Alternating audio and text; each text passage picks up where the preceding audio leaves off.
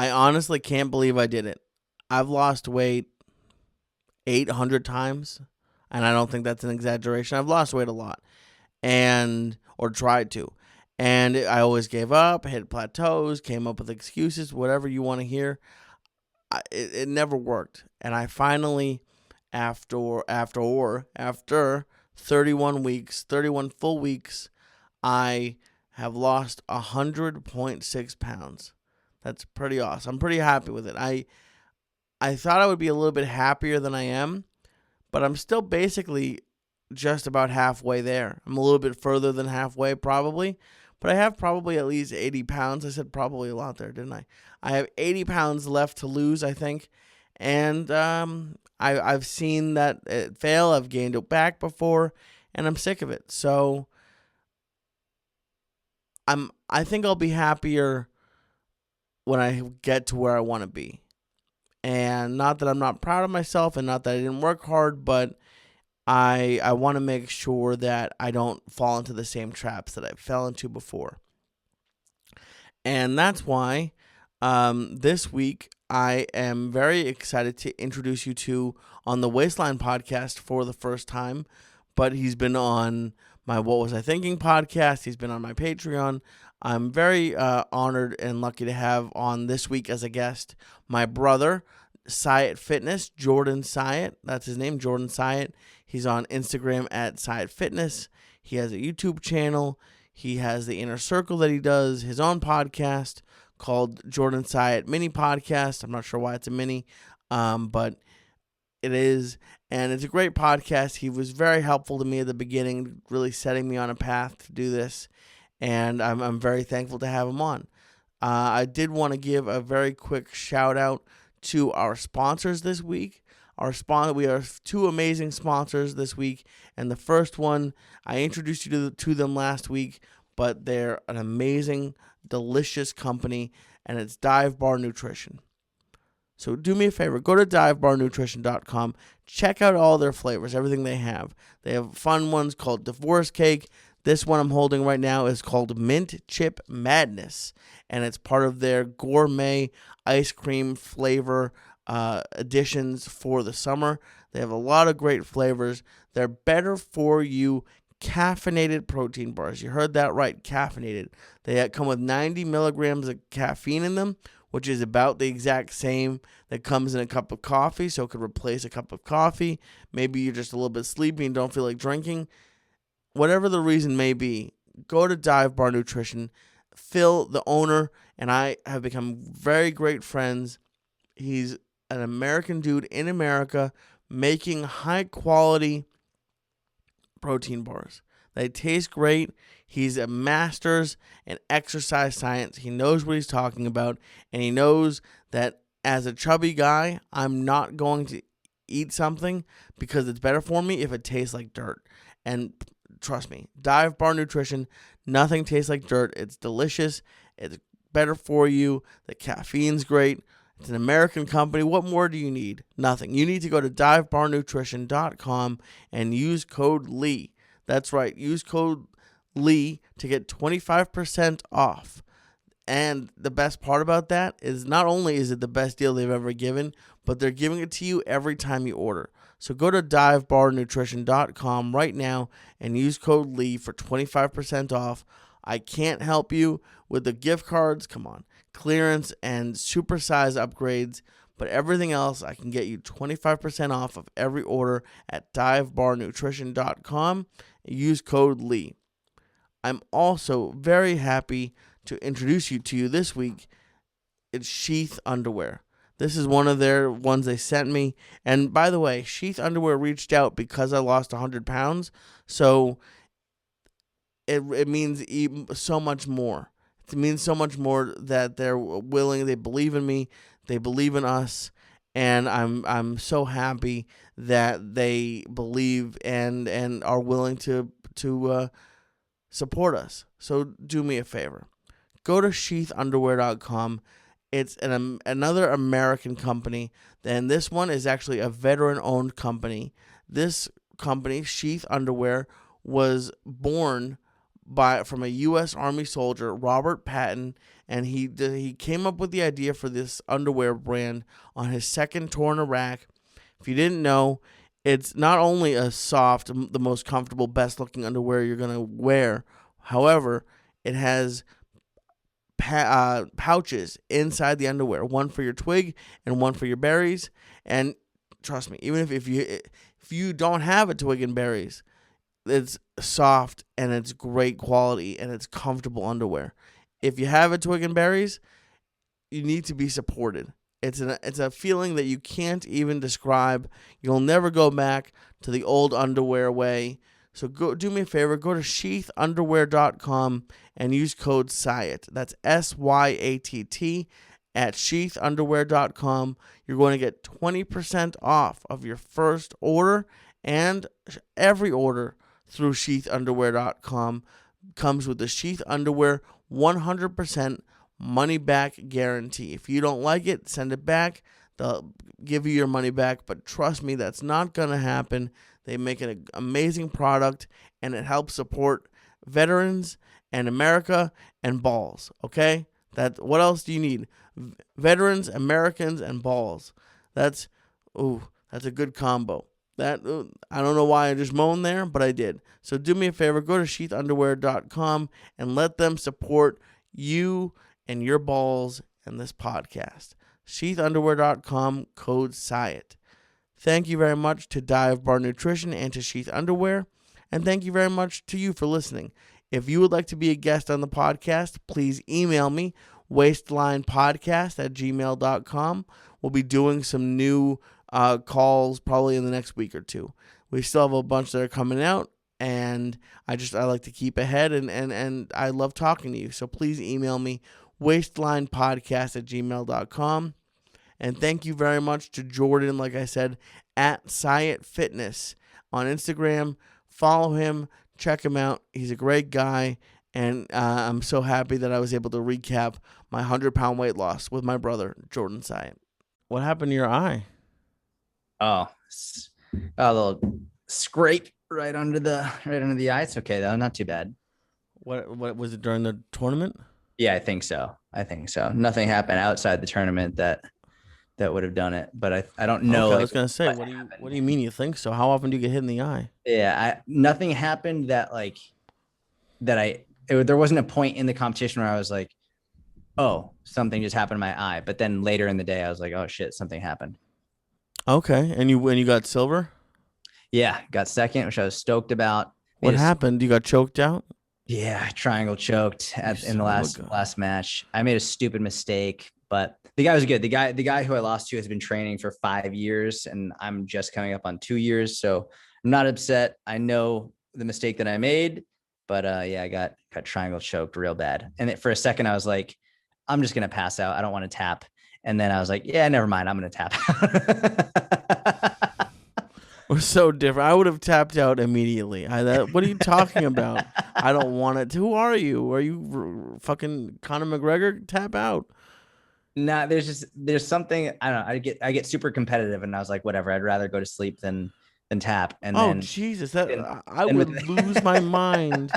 I just want to go to sleep. I want to live my entire life without breaking a bone, I don't want to ever wear a cast. I don't want to pass out. Are you serious? I mean, I don't want to, and I did. Yeah, tap. well, it sounds okay. But that wouldn't even be a question. I'm gonna tap as soon as he sweats into my face. I don't like any of that. That's disgusting. Well, thank you so much for doing this, buddy. It was I appreciate it. I know you're very busy. Dude, you look amazing. You look absolutely incredible. I wish you weren't wearing the same color as me, because it's not as bad as the first one, but it's still like before and after. Like it's a better after, but it's still like what is it? How are you even you go outside or something? Why do you go tanning? What do you mean? Like, no, I live in Texas. Yeah, I live in Texas, and I would be the same. I lived in LA for 10 years, and I was this color. What's outside that is so fun to you? I hate go outside on purpose. I hate the treadmill. So to get my steps in, I always just walk outside. I had a podcast from 3 to 4 and then an hour and then this one. So in between, I just went outside and walked for an hour. I was gonna do that too, but then my day got a little bit away from me. But that's okay. I don't. It is weird though. I was thinking about that. Um, I was in Milwaukee last year for 2 months, same hotel, and I was at there again last month. I don't even know what day it is today, to be honest. But I was at the same hotel, and there is a grocery store a 6-minute walk across the street, and Yep. I did it 0 times when I was there last year. Like not, it wasn't even like I like it was to the point where I saw people doing the walk at the hotel, and I was like, those crazy motherfuckers. Like they're walking they're gonna go get their stuff to make dinner. I would no, like it I still like I was listening a little bit to like the first one we did in December, Yep. and I I stand by most of what I said. I don't like working out. Anyone who likes to work out, I think, has a tumor in their brain. And I don't. It might not be, and it might not kill you, but it is a tumor nonetheless. There's a And I deformity causing that. Oh, there's a lot of deformities. Anyone who likes enjoys none of that sounds good. But I will say that I and it's weird. I don't have an eating. I just want to make sure this isn't mom. No, okay. I thought I heard my phone vibrate. I don't think it's an eating disorder. I guess it's sort of weird. When I was fat, I didn't want to say like eating was an addiction, even though I think it is. I'm the one thing I'm nervous about, and we're starting at a weird place. We are going to talk about me losing weight, but the one thing that I want to make sure that I do see in myself is, and this has happened before when I've lost weight, I get a little bit too addicted to the losing of the weight, and Mm. I, for example, walked to the grocery store because I wanted to make sure like, oh, I had a couple beers with the guy I was working with, so now I gotta, and it's I don't know. I get too attached to the number. Mhm. But it's also, I don't know. I justify it because when you're really big, that number for the wrong reason is important. Mhm. So it's sort of like a weird mix to play.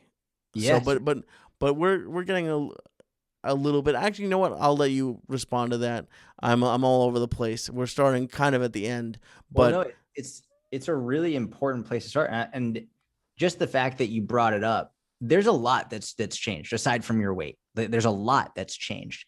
I remember, I don't know if it was the first podcast or I don't remember what it was, if it was a conversation outside of the podcast, but I remember you said something to the effect like, you're like, listen, I'm either going to eat the entire pizza or not at all. And the other day, I think you and I were on the phone, and you said something like it was at like our aunt and uncle's party, and you said you had a small portion of, I forget what it was, but lasagna and cake, which it doesn't sound like a diet thing, but well, here's the thing. You're right that I wouldn't have done that months ago, but I didn't do it. I wasn't happy about it. That irrelevant. There was well, Irrelevant. It's like, still kind of relevant. No, because I remember I ordered a large pepperoni pizza. Oh, I know you're an animal. You're a crazy person. Well, eating 3 slices. I had like 3 slices of it, and you were like, "What the hell? That's ridiculous." You're like, "No, you either eat the whole pizza or not at all." And you were like, "You were like, I'll never be that person." And this is a conversation I have with people all the time. But when you said that to me the other day, I didn't say it on the phone, but I was like, I don't even know if he realizes that you are in the process of becoming that person where you're now, listen, I would way rather eat the whole pizza. Like, of course, I'm not happy when I'm like, all right, I got to be more moderate and in control now. Of course, I would rather eat the whole thing every time. Of course, I'd rather have more cake. It would be way more enjoyable. But part of the process is being like, listen, like I've had enough. And for you to be able to do that and have that small portion speaks tremendously to not just your commitment and dedication, but to the changes that you've made from a habitual and pattern perspective. The other thing to talk about the attachment to the weight is this is something early on. I haven't re-listened to the first episode we did or the first talk we had, but that's why I said over and over again, you might hear it differently now that you can listen as opposed to being in part of the conversation, is I was like, listen, don't eat so much less than the calories I'm telling you. I was like, listen, I want you to eat the calories that I'm giving you. And I was like, the scale will slow down. The weight loss will slow down. And I've said it a lot because it's so, so important to know. And I'm just so beyond impressed with everything that you've done, because I know you've lost weight in the past, but you've told me it's usually doing things like the juice cleanses or things that are very unsustainable. This time you've lost weight while enjoying your favorite foods. I remember for New Year's, I remember you went and you got the pizza and like you went and got all those things. And in that moment, I remember you being like a little bit worried about like ruining progress. But here we are several months later and you're down 100 pounds because like you've been able to do it in moderation and you've been able to do it while including your favorite foods. The most important part, there isn't a doubt in my mind that this is something that you're going to be able to sustain for the rest of your life and continue to make progress on top of, because you know you can enjoy your favorite foods while you do it. Like you've proven it to yourself. Now the battle is going to be removing the attachment to the rapid progress. You're going to have to get comfortable with not seeing the scale loss as quickly or as consistently now as you did before, and just keep on moving forward, even when you feel like it's not working. Right. It's definitely slowing down. And thank you for everything you said. And thank you also for helping. I don't know. We've been pretty open that we always haven't been the best of friends. But it was very cool of you to help and to offer your, because it's weird. I said this the last time, and I've said this to you. It's not that any of this is, it's not like you have a secret safe in your house with a secret to losing weight, but sometimes you need guidance and a little bit of just like, this is what you have to do. And I do have to be. I was not good about following the calories that you told me to follow. I'm been a bad boy. I'm not terrible, but I try to keep it below between.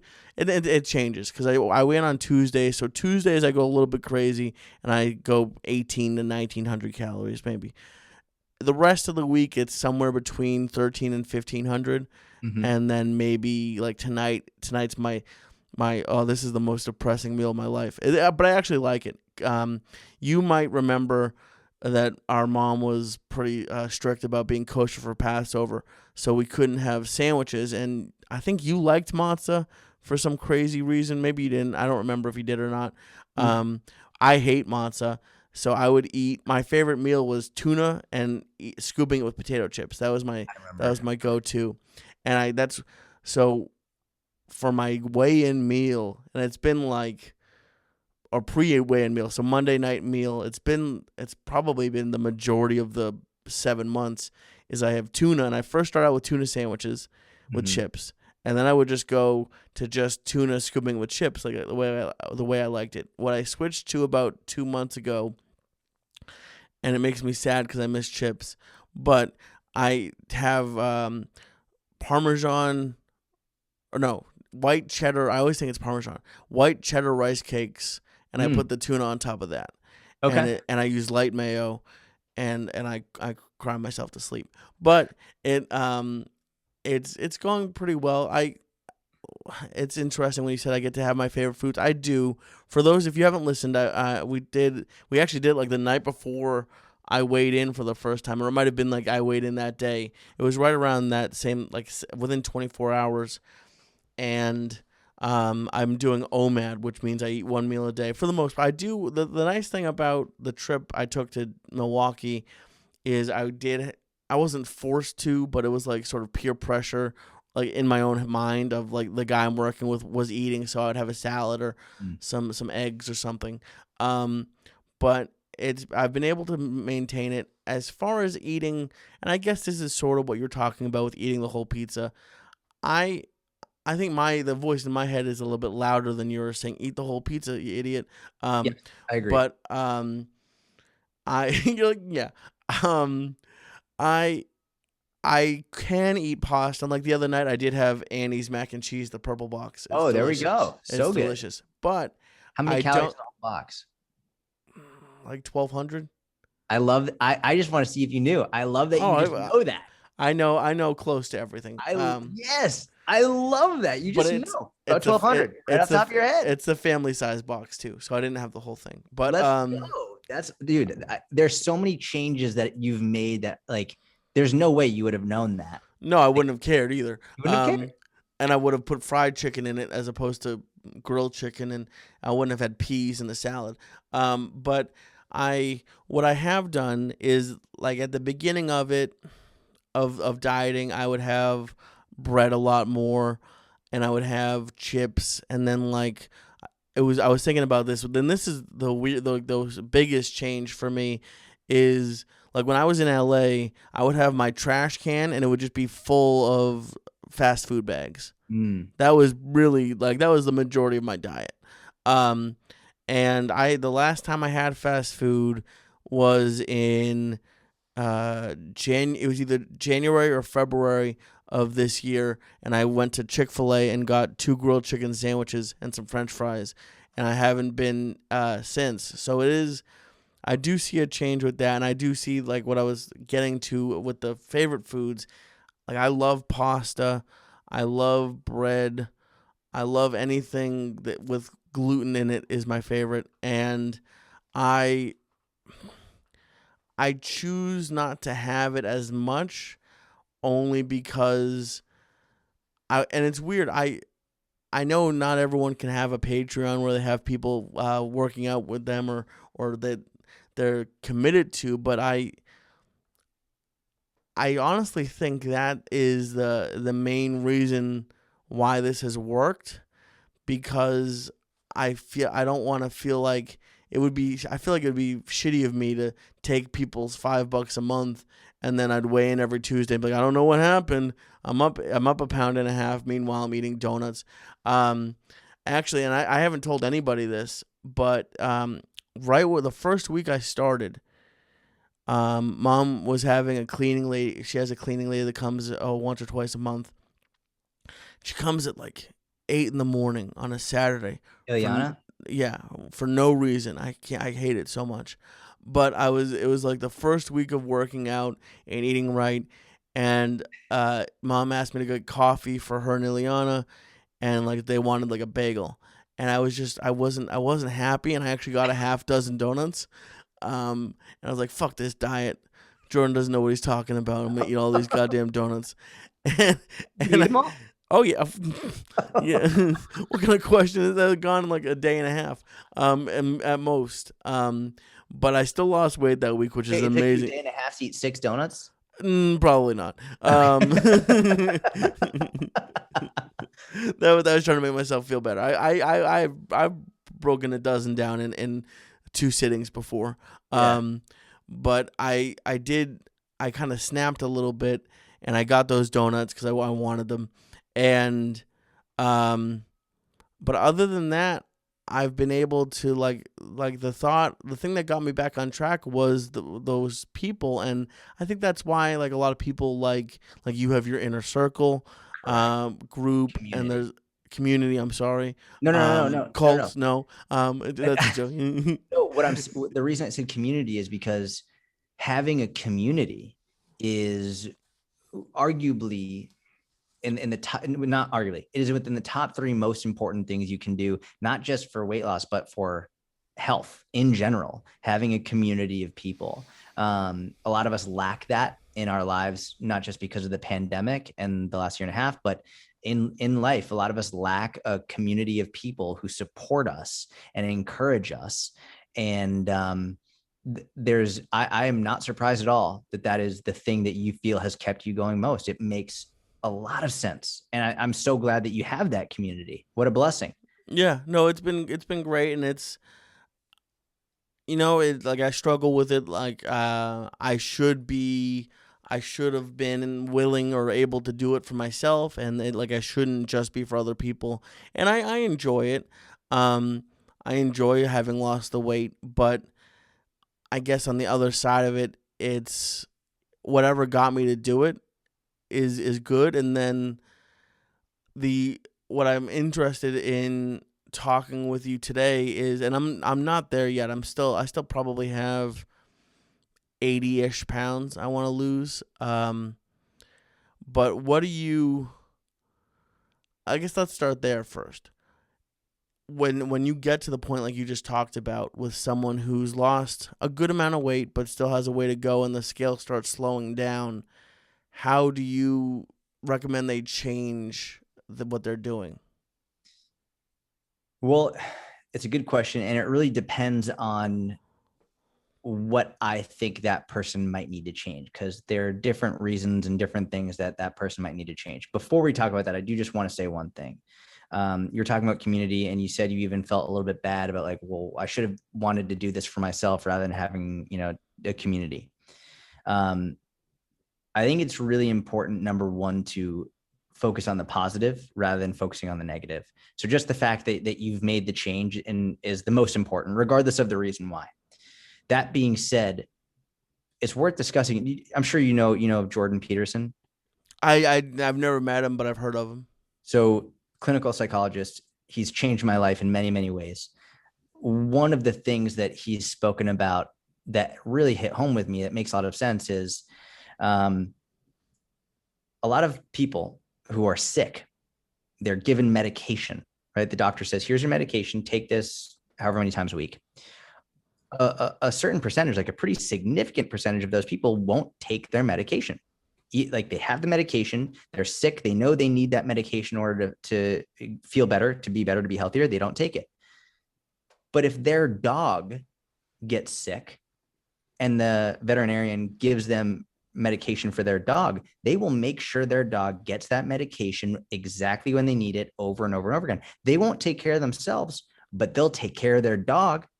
A lot of moms are notorious for doing this. Like they won't take care of themselves, but they'll take care of their kids at all costs. They'll make sure their kids are good, but they don't prioritize themselves.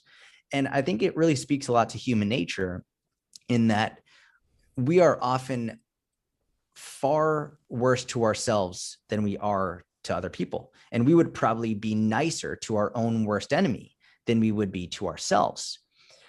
So rather than rather than feeling bad that you didn't do it for yourself, that it took you getting a community, I would say, look at the positive and say, you did what you needed to do to make yourself finally prioritize yourself. That's what needs to be recognized. I think it's human nature to get more motivated and really get more encouraged when you have a community behind you than to do it by yourself, right? We're all more motivated when other people are watching.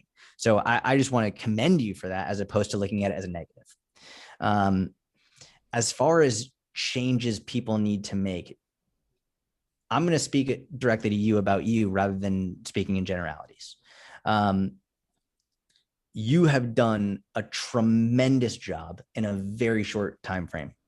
I knew you were not following the calorie guidelines I gave you, because you wouldn't have lost weight this quickly if you were. That's not a bad thing. And I told you. And you told me. I wasn't. Just based on simple math, you would not have lost this much weight that quickly. It's not a bad thing. I can tell just by looking, like, you're happier, you're more confident. I'm just so overwhelmingly happy and excited to see how happy you look and how much healthier you look. It's amazing. Even I feel like the tone in your voice is different than it was when we first started speaking. I'm just like very emotional and very happy about it.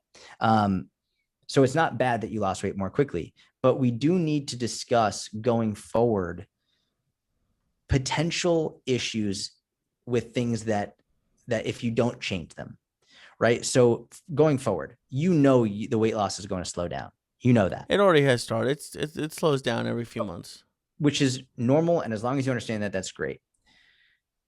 The potential issue that I see based on what you've said thus far today is for the phrase you used, to use your own words, you said, I cry myself to sleep while after having the rice cakes with the tuna instead of the chips that you actually enjoy or whatever it is.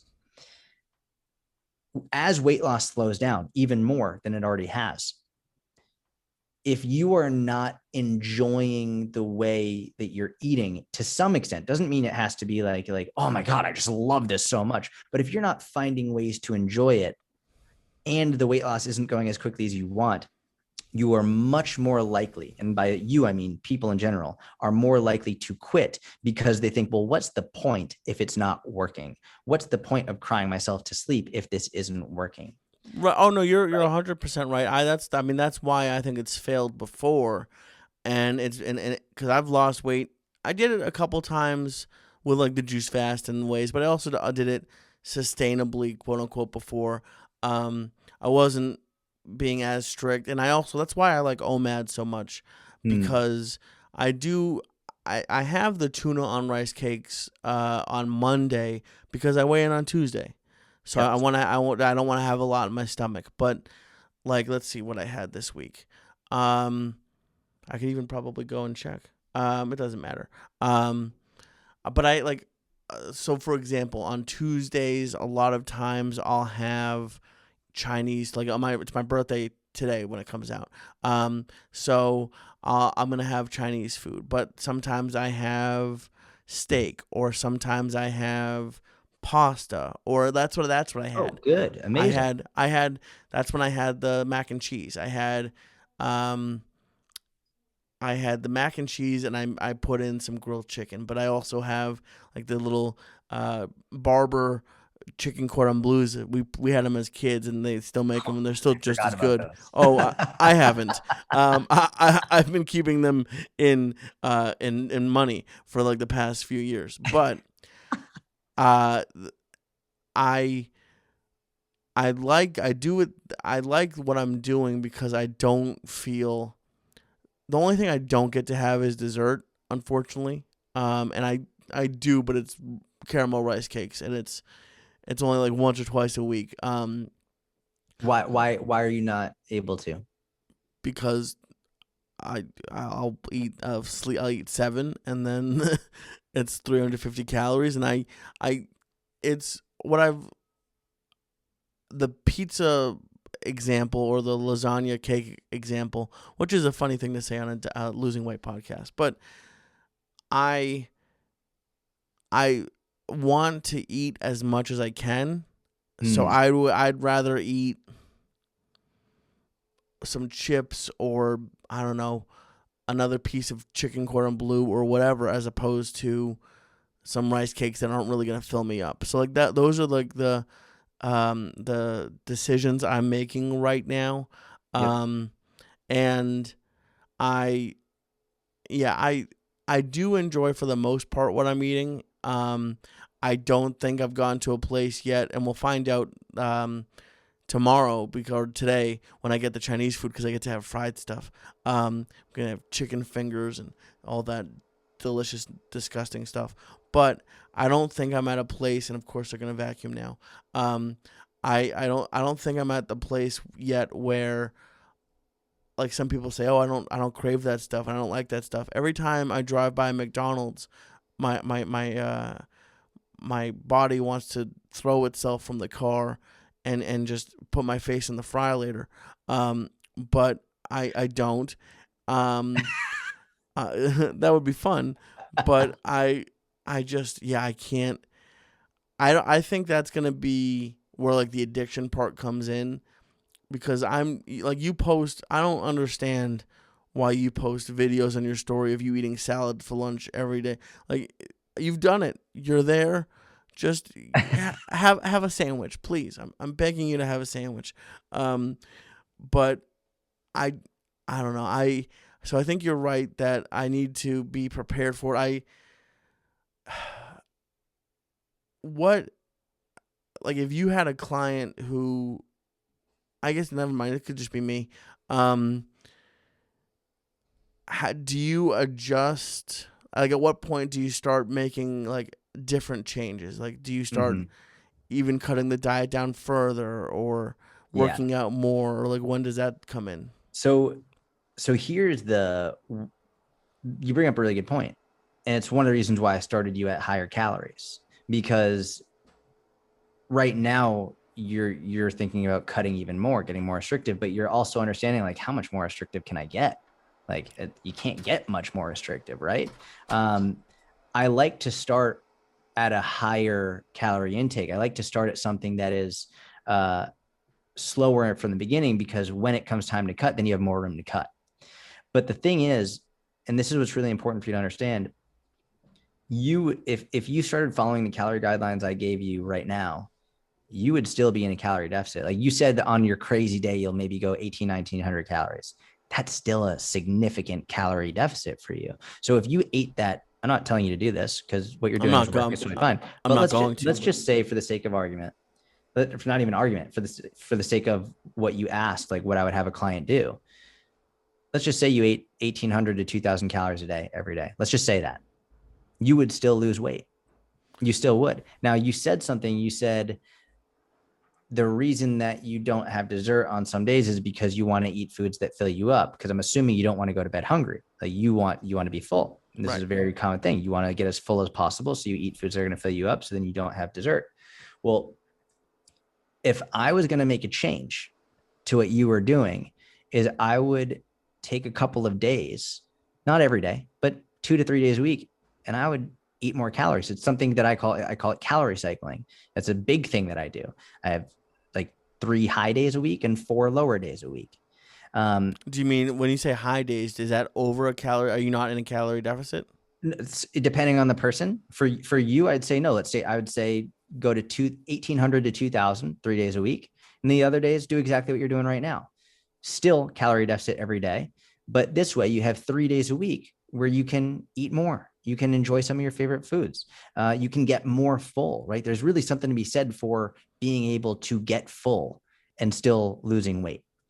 The reason this is the change that I would make is because there are other things we can do, like in terms of exercise and stuff, but my foremost goal right now is to make sure that you can sustain this forever. And if you keep hacking the calories, increasing the exercise, getting more restrictive, you can't sustain it. You just can't. It eventually you won't. And I want you to be able to prove to yourself that you can eat more and it's okay. And it's essential to do that, because otherwise there will come a point where you just keep hacking. And it's like, how much more can you hack? Right. And I want to get, I'm going to talk to you about maintaining, but what just came to mind is a question that I'm not really struggling with it yet, but at what point do you tell people to switch from losing to maintaining? It's a great question. It does depend on the person. I would say this: there are many different types, but I'd say there's 2 main types of maintaining. The first type of maintaining is the long term, the one that most people think about, where it's like, all right, like I've lost enough body fat, I'm good, I don't really need to lose weight anymore, and they switch into what's called maintenance. I actually, in the inner circle, I call it momentum. I don't, the term maintenance often denotes like you're not making progress, you're just maintaining where you are. And I think a lot of people shy away from maintenance because of that term. They think, well, I'm just not going to be making progress. I call it momentum because going into a maintenance phase really builds momentum for so much more to come. So one type of maintenance or momentum is long-term. Another is a more short-term, in which essentially it's another term I would call for a diet break, where you increase your calories for a relatively brief period of time. I would say the shortest time frame that I would ever do is 2 weeks, but I've had some people do a month, 3 months, 6 months of a diet break where they've just been dieting for a while and they're tired of it. And if they keep going, they're just going to binge and go off track. So I'm like, let's increase your calories, focus on maintaining your current weight, and just building a healthy relationship with food, exercising, getting stronger. And then when you're ready to go back into a calorie deficit, we can. it completely depends on the person. But if I notice, like, I don't think you're ready for that yet, just based on everything you've said in terms of you sound super motivated. Like you sound determined. You sound like you're really in a mindset where you're like, like I'm going to lose this fucking weight. So I don't want to be like, let's put you into a momentum or maintenance phase, because that would sort of ruin the momentum of what you're doing right now. But if you get to a point where you're like, I'm exhausted, I'm tired of it, I don't like it, I'm done, I need a break, then I'd say, all right, let's increase your calories. But correct me if I'm wrong, I have a feeling that's not where you are yet.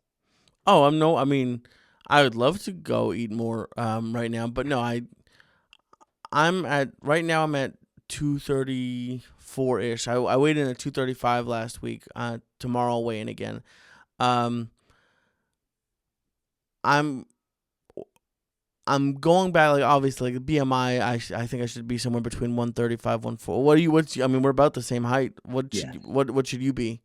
What's like? You probably know BMI a little bit more than I Well, do. so for me, it's a little bit different. Just BMI is, it's not bad. It's not good for a very athletic individual because it doesn't take into account muscle mass. Right. So according to BMI, I'm technically overweight just because of the muscle mass that I have. What are you supposed to be I believe according to BMI? like about 130, 135. Okay. Yeah, like that's But that's with muscle mass, that doesn't make any sense. right. Uh, I don't really care about BMI as much. I I was 160 freshman year of high school, and so I'm struggling. I think probably healthy would be around 150. oh yeah, that'd be Um, wonderful. and then maybe go to like 145 just to give myself a little bit of a buffer. Um, if I get to 136, that's 200 pounds, and that number just sounds depressing but cool. Sounds Cool amazing. now, depressing that I got that high, but I I don't want to get. I have a feeling that that might be a little bit light for me, because if you had to do a cut to get down into the 130s, for your jiu-jitsu tournament, then yeah, it's gonna, and especially with my loose skin, that's gonna be an issue. So as of right now, I'm kind of aiming for like 145 ish, and I think it's a then great goal. It's a wonderful goal. we'll see about 150.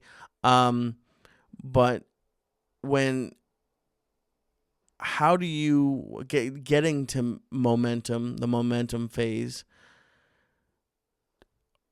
Well, I'm backing up again, I guess, a little bit. The big thing that you encourage, and we've said it a million times on this episode too, is calorie deficit. Mm-hmm. How do you how do you find out how many calories you're burning? Great question. I don't care how many calories I'm burning. I don't. It doesn't matter to me. Um, it's a But no, but number. you have to sort of know to be in a deficit. So it's very simple. It's a lot of people overcomplicate it, right? Like a calorie deficit just means that you're burning more calories than you're eating, right? So Right. in your mind, you're like, well, then you should have to know how many calories you're burning. The issue with that is all of the tools, the watches or whatever it is that tell you how many calories you're burning, they're massively inaccurate. Um, so I choose not to go by one of the things that tell me how many calories I'm burning. I choose to go by progress. And progress is either weight on the scale or measurements or pictures or clothing size, any of that. If one of those things are improving, going the way that I want it to go, then I know that my calorie intake is in the correct range. So you don't need to know how many calories you're burning in order to know that you've clearly been in a calorie deficit this whole time because you've lost 100 pounds or more. Like you know that. Right. No, no, Now, I understand that I have been, but I'm just saying for someone who's new, like is there an average? Like is 2,000, just because I keep hearing that number, I've heard that number my whole life. Is that like a good place to start? so in terms of how to figure out your calorie deficit is what you're asking. Right. So, and to figure out your calorie deficit, I have a very simple equation. I have two videos on YouTube explaining it. If you search calorie calculator Syatt on Google, you'll find it. But the very simple equation is you take your goal body weight, whatever your goal body weight is, and you multiply it by 12. And that's going to be your calorie guideline. So let's do that right now. Let's just take your current example. Let's say we'll get 145. 145 times 12 is 1740, right? So From here, I don't like just having a singular number because hitting 1740 is a little bit annoying. So I would do a range of about 1650 to 1850 or so would be a really good range for someone whose goal body weight is 145. Now you can see that's significantly more than you're eating right now already, right? Like that's significantly more. So if you wanted to have an average of about 1800 calories a day, you'd still lose weight at a pretty significant rate. So that's my calorie calculator. So what do you do? Like what I was gonna go from there is, so like let's say I get down to 145, 150, and I'm done. What do I choose for momentum mode? How much Correct. more do I get to have? So this is where it gets a little bit more annoying. I'm sure you've heard people say losing weight's the easy part, maintaining it's the hard part. Which it makes sense. It is. The hard part here is there's many hard parts. One of them is just the mentality of going from a fat loss focused mindset to a momentum or maintenance focused mindset. It can be very difficult to deliberately increase calories. Very, very difficult to do mentally. But the difficult part practically is slowly increasing calories until you notice your weight starting to stabilize. I posted something about this recently that I got a lot of great feedback to because I didn't realize it, but a lot of people weren't aware of this. And I'm sure you've seen with my weight loss and my recent cut for jiu-jitsu, weight fluctuates pretty consistently. Weight is every day, up and down, up and down. Even when I'm in a calorie deficit, I have a random spike up. When people think of weight maintenance, they oftentimes just expect their weight to stay exactly the same every day, like 145 every day. For me, you should have about a 5-pound range of fluctuation. So let's say you get to 145, you want to go into a maintenance momentum phase. You slowly increase calories. And I would say to the tune of about start with 100 calories a day. So you add 100 calories a day. So let's say you're eating 1500, increase it to 1600, right? Every day. You track your weight over the course of 2 weeks at about 1600 calories a day.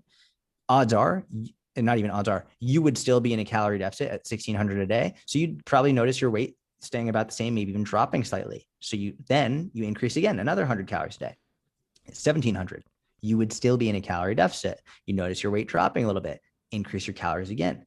This is a slow process. This happens over the course of a month, 2 months, 3 months, until you get to a point where, oh, my weight didn't drop this week. Oh, my weight actually slightly went up this week. Oh, my weight has maintained from the last week. So now over the course of 2-3 months, you've found your maintenance through just slowly, progressively adding them back. That there is an equation you can use that you could just use to jump right to probably what your maintenance is around. But I prefer to do it a little bit more slowly for a couple of reasons. Number one, because if you just immediately bump calories up, like we'll call it 500 a day, let's say your maintenance is 500 calories a day higher, you will notice an immediate scale increase, not because you gained weight or not because you gained fat, but because you have more food in your stomach. And that can screw with people mentally. Like, oh my God, I gained 4 pounds overnight. It's like, that's normal. You put more food in your stomach.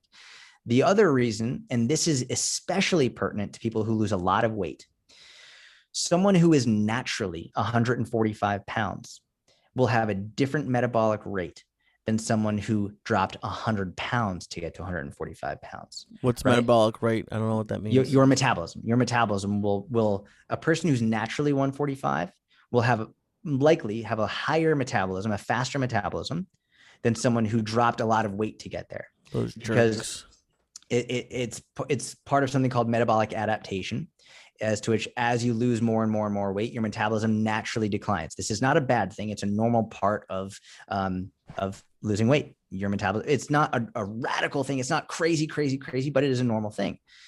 The best way to combat that is strength training, because with more muscle comes a higher metabolic rate. This is why building muscle is so helpful, because the more muscle you build, the more calories your body burns just at rest while you sleep. So what my prediction is as you continue to lose weight and as you start to get closer to achieving your weight loss goal, I have a feeling you're going to start really getting into weightlifting, because I could be wrong. Maybe I'm wrong. But when you realize that weightlifting is going to allow you to eat more, and it's actually going to allow you to eat more while still losing fat, I've found this with a lot of people. People are like, nope, never going to do it. Doesn't mean you're going to like it, but it becomes worth it, because a 45-minute strength workout doesn't burn as many calories as a 45-minute cardio workout, but that strength workout compounded over a year, 2 years, 3 years can add a significant number of calories to your day. I've chased that dragon before though. I went to a the last time I lost a bunch of weight, I went to a kettlebell gym 3 days a week, and I got in pretty, for me, good shape. For you, it'd still make you sad. But for me, it was pretty good shape, and I started going to Jack in the Box to get breakfast sandwiches on the way home because I needed that protein. But of course, I got like 3 or 4 hash browns with it, and then the fucked up thing is once that gym closed, my metabolism that I had built stuck around for a month or two, and I kept eating like a jungaloo. I don't even know what that means. But it's possible. I really don't think so. I mean, I would like it. It would be fun to have like the abs that you have. That must be a fun thing every once in a while, just to look at and be like, oh, look at that shit. But I don't know. I enjoy fitting into clothes. I enjoy not breathing like I'm running a marathon all the time. I'm sure my heart's healthier. Um, Girls like me more. That all that's great, but I just don't see it. I mean, I know I know for a fact you remember that John Panette bit about I'm not going to end up at the workout wing of the Betty Ford Clinic doing jumping jacks. Yeah, and that's sort of a weird thing that I'm coming to terms with, is like I think we are who we are, and that's I say it a lot, and I'm not throwing shade. I'm very impressed with like Action Bronson and Ethan Suplee and the fact that they were able to go from as big as they were into really liking working out. But for me, I'm just trying to prove to myself, and I guess to everyone else, that I can be the lazy person I want to be, and eat snacks, but I don't have to be 300 plus pounds, and I can still take a nap when I want to. Like that, be I guess it must be worth it to you since you do it. But are the abs worth all the work you have to do to have them?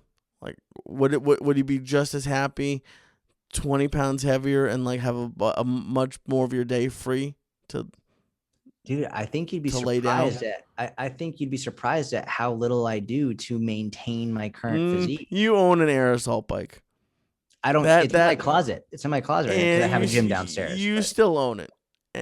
You made that purchase on purpose. Here's the thing.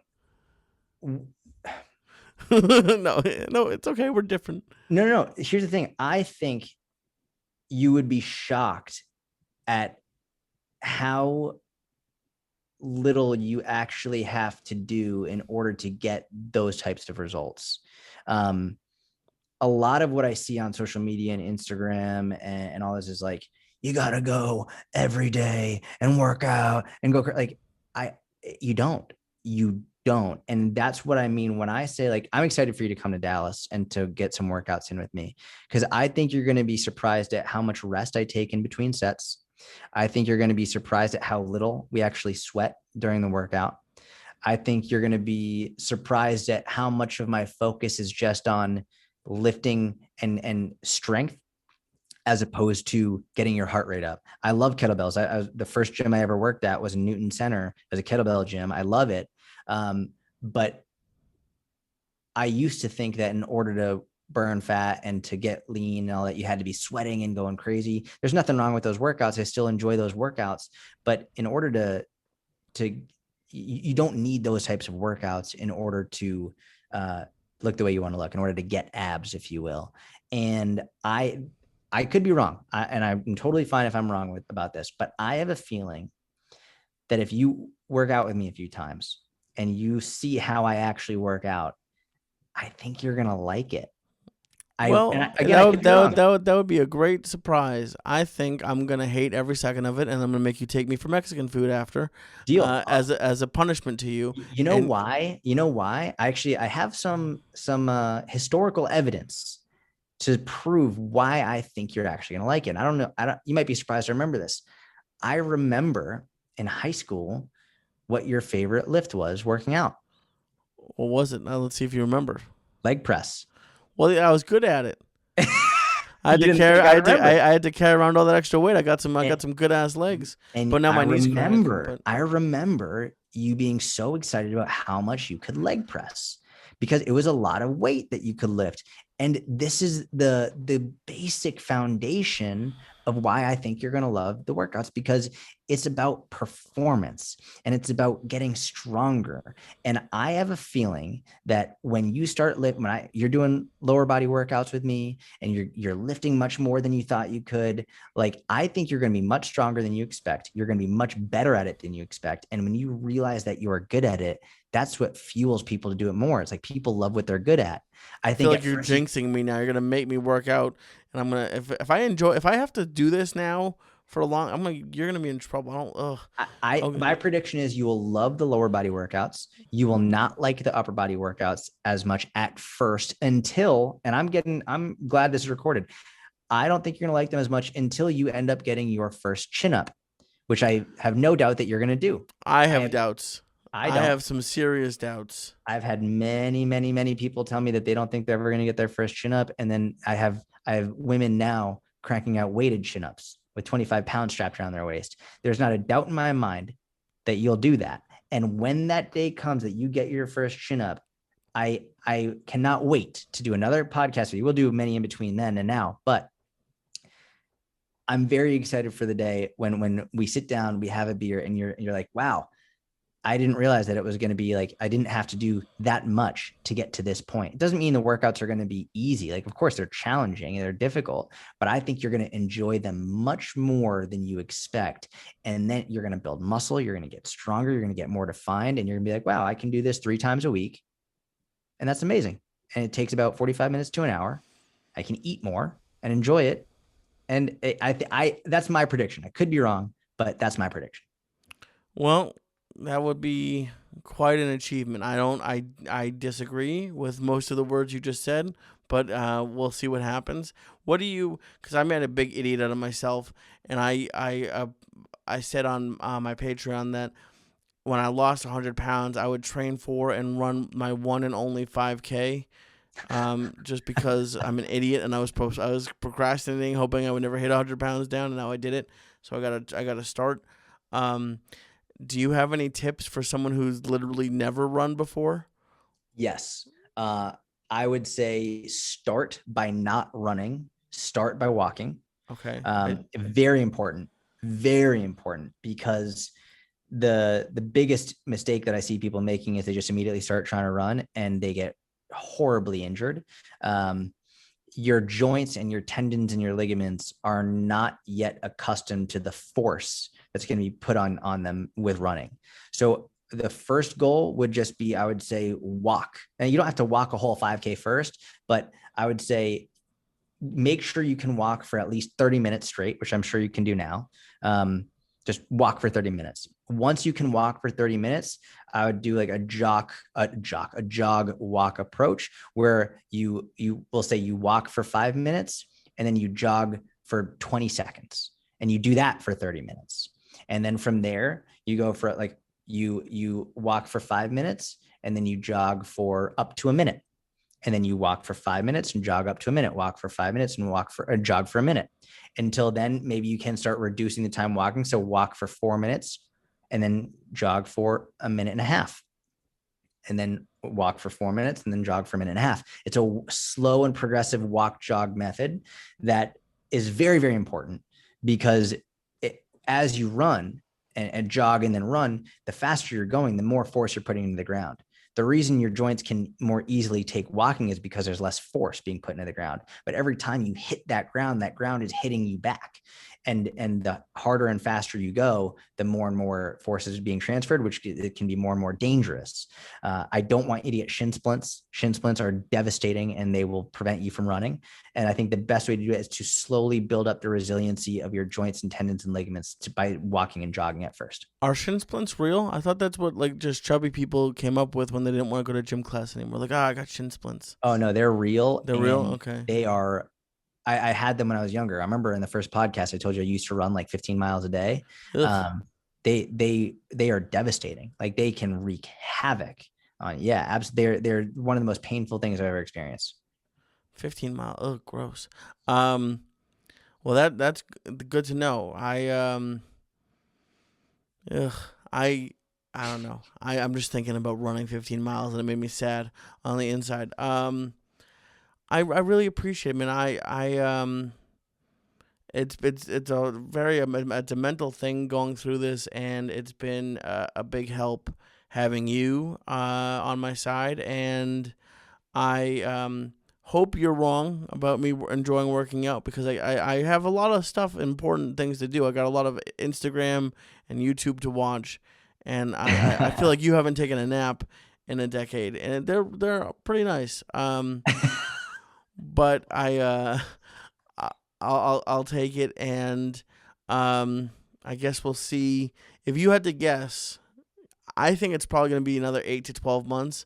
How long do you think it's going to be for me to lose the next 80 pounds?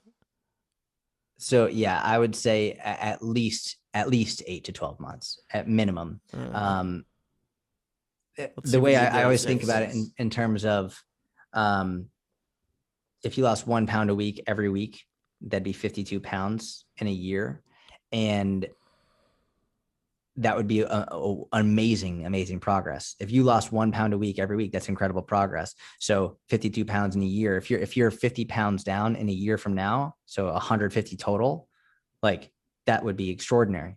So yeah, I think 8 to 12 months minimum. And I know you're not going to listen to me here, but I have to say it. I would really try to keep the perspective of, don't rush this.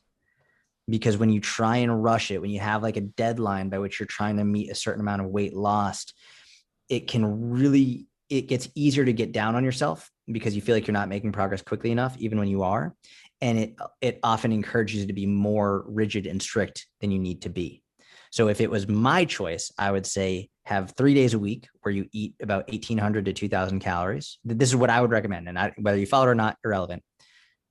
3 days a week, 1,800 to 2,000 calories, 4 days a week of whatever you're currently doing right now. And that would be my recommendation. And it will be slower weight loss, but you'll get more full. I bet you'll get more full. It'll be more enjoyable. That's what I would recommend. But regardless, I am so beyond impressed with you. I don't know if there's words to articulate how. I don't like to say I'm proud, just because it sort of implies that, like, I don't want to take any credit for the work that you've done. So I think the best way for me to express how I feel is I'm just impressed and very happy and really, really grateful that this has like brought us closer together than we've been in like 10 years. And there's not a doubt in my mind that you're going to succeed far beyond your wildest dreams. And I'm incredibly blessed and lucky to be a part of it. Well, thank you. You have a lot of stuff on the internet. You have the Jordan Syatt mini podcast. You have the Inner Circle. You have your YouTube channel. You have your Instagram. All of that is at Syatt Fitness, except for YouTube. That's just Jordan Syatt, right? Correct. Yep. Okay. And what day of the week does your podcast come out? You're gonna laugh when I say this, because I think you'll be like, wow, that sounds exactly like you. There is no day that it comes out. I just publish it whenever. So is that what am I thinking about you right now, the way you think about me when I tell you that I only eat like 1,200 calories? You're like, yeah. What is that idiot doing? Yeah. That's how I do everything. Like I'm very much just like, oh, all right, well, just throw it up now. Like I have no schedule with anything that I do. It's just like, all right, that's it. And yeah. Yep. Well, it just comes out whenever it comes out. Now so make sure you're subscribed so you get notified. Now I'm glad you have a black eye, because you deserve it. But thank you very much, Jordan, and go follow him at Syatt Fitness. And maybe one day we'll do a brother and brother Speedo calendar shoot for you. And I like that. Oh yeah. Oh, and I'll wear a thong. We'll wear the Borat thong suit. Oh, good. I'm sure you have one. I actually almost bought one recently. Do I know my brother? Of course. his poor Oh, fiance. I should have got one of those from one of my daily weigh-ins. Oh God, that would have been so good. Well, now you got to gain weight and lose it again. But thank you very much, buddy, and I will talk to you soon. All right, bye-bye. Thank you very much to Jordan for coming on. Don't forget, check out his podcast, the Jordan Syatt Mini Podcast. You could also check him out on Instagram at Syatt Fitness. He's a great guy, very knowledgeable, and it was, as always, great having him on talking about health and losing weight.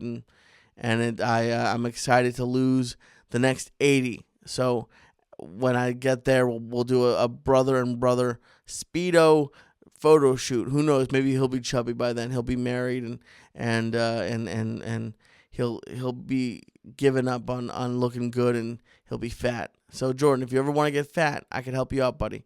He helped me lose weight. I can help him gain weight. So thank you very much to Jordan for coming on. He's a great guy. Go follow him. Thank you so much for watching and listening. If this was your first time watching the Waistline Podcast, we come out every Tuesday. We have new episodes, and if you would like to be a guest, if you've lost weight, if you want to lose weight, if you're a health professional, whoever you are, I want to talk to you, email me, waistlinepodcast@gmail.com. That's waistlinepodcast@gmail.com. Thank you very much to Jordan. That's Syatt Fitness on Instagram. Check him out, and very much thank you to our sponsors. Go to sheathunderwear.com. That's sheathunderwear.com and use code Syatt to get 20% off of your order. That's 20% off of your order at sheathunderwear.com. And every Sheath Underwear order comes with a 100% money back guarantee. 100% money back guarantee. I got so excited, I mumbled my words. And also, thank you to Dive Bar Nutrition. It's Dive Bar Nutrition. They have a ton of amazing flavors. This one is the Mint Chip Madness. They have new flavors for gourmet ice cream this summer, and they're always adding new flavors. So do me a favor, go to divebarnutrition.com. That's divebarnutrition.com. Support America. Support Phil, the owner. He has an exercise science master's, and he makes a delicious protein bar with caffeine in it. It's going to pump you up. You're going to enjoy it while you're eating it, and you're going to get more muscles, right? That's what, is that convincing? You're going to get more muscles when you go to divebarnutrition.com and use code Lee to get 25% off of this and every order. That's divebarnutrition.com and use code Lee. Thank you very much to Dive Bar Nutrition and to Sheath Underwear. Thank you so much to Jordan Syatt at Syatt Fitness. And thank you for watching and listening. And you already know what your social media handles are, so I'm not going to give them out. But I would love to talk to you, so email me, waistlinepodcast@gmail.com, if you would like yourself to be a guest on the show coming up. Thank you very much to everyone, and I will be back next week. And we start the journey next week. Now we're down. Now we're trying to get to minus 180. That's the next big one. We'll see what happens after that. Thank you guys, and I'll see you next week on the Waistline Podcast.